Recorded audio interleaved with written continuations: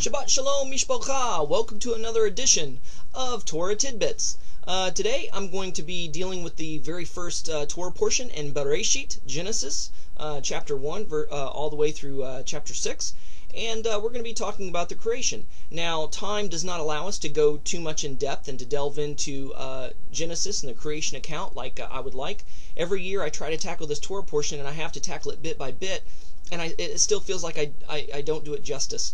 But in Beresheet, it talks about in the beginning how God created the heavens and the earth, and it's also mirrored and mimicked in the Brit Chadasha and Yochanan, John chapter 1, where it reveals who the creator really is, that it's Yeshua HaMashiach, Ben Elohim, the Son of God.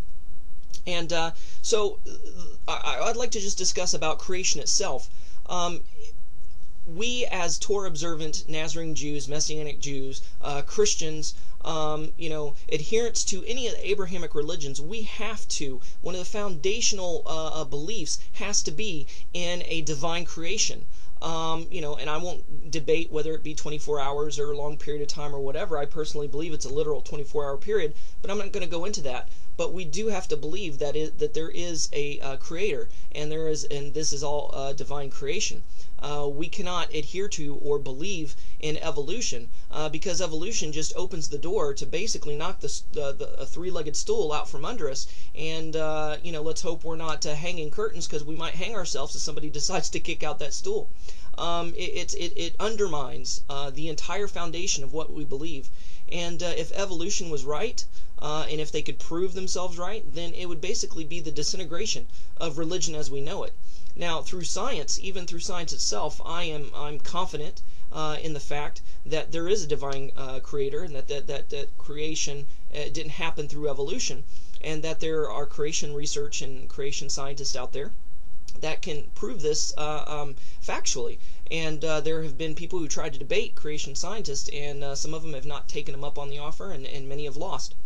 But irregardless, if we look at it from a logical standpoint, if I go to a junkyard and take a bomb and put it in the middle of an airplane and explode the airplane, okay, and let's say that I put another bomb in the middle of this destructed airplane. Now, if I blow up this second bomb, which a lot of people relate to as the Big Bang, I can guarantee you 100% that explosion is not going to take that disassembled airplane and put it all back together the way it was to make a perfectly functioning airplane. It's impossible. And if you have an airplane sitting there, you don't say, I wonder how many thousands and billions and millions of years it took for this plane to evolve into this flying machine. No, we look at it and we think, you know what, there was a designer. There's intelligent design to this. This is well thought out. There's engines, there's air intakes, there's aerodynamics, there's intelligence written all over this airplane. That it was not created, but it was, or that it was not evolved, but created, that somebody made this.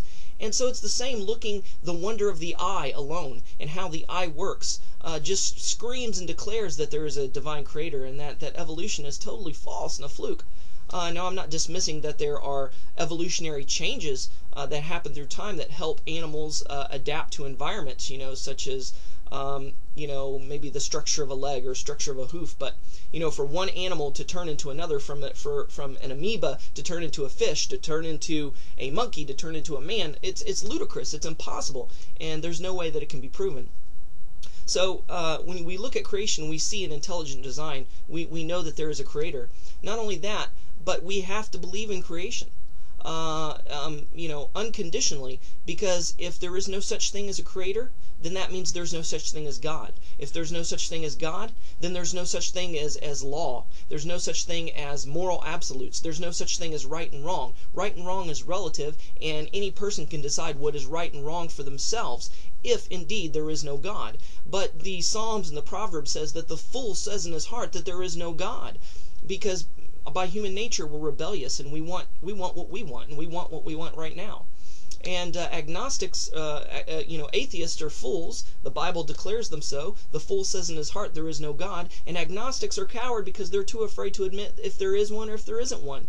But because there is a God, if he created us, he has ownership of us. He has the right to declare law, to make the standards of moral absolutes, the standards of right and wrong. He has the right to tell us what to do, and we as his creations would be wise if we follow what he says, because these laws that he has given us, if we read the Torah and read the 613 commandments, some of them we may not totally understand, but for the most part, if we look at them as a whole, these are not rules to smash our party, so to speak. They are rules made out of love, just like the rules parents give to children.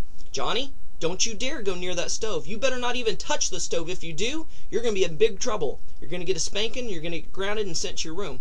Why? Because we don't want the kid to discover things on his own. We don't want the kid to have fun. No, we don't want our child to get burned. So we tell him not, for his own good we make these rules. So some of these rules that Hashem has placed upon us is out of divine love, because he doesn't want to see his creations get hurt. So just to recap, there is intelligent design.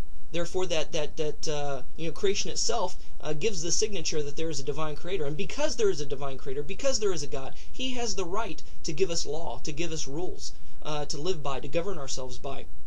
So this is the first edition of Torah Tidbits. Hope you'd enjoy it. Enjoy your Shabbat. Shabbat Shalom, and we'll see you next time.